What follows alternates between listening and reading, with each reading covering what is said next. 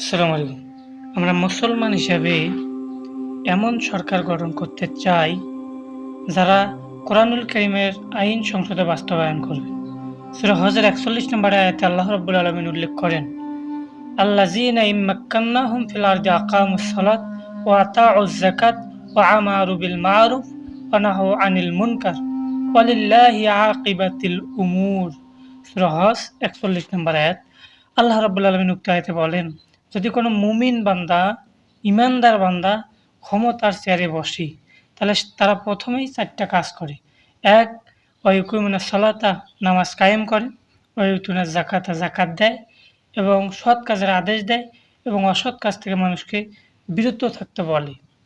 তাহলে যারা মুমিন বান্দা, ঈমানদার বান্দা যারা সংসদে যাবে, তাদের কাজ হবে মূলত এই ৪টা। এখন এই ৪টা কাজ যারাই প্রতিষ্ঠিত করবে আমরা তাদের পক্ষে আছি। আমরা কোনো দল মতের পক্ষে নেই। কিন্তু এই ৪টা কাজ যারাই প্রতিষ্ঠিত করবে, কোরআনুল কারীম সংসদে যাক, এই আন্দোলন যারা করবে, তাদেরকেই আমরা সংসদে পাঠাতে চাই। ইনশাআল্লাহ। আসসালামু আলাইকুম।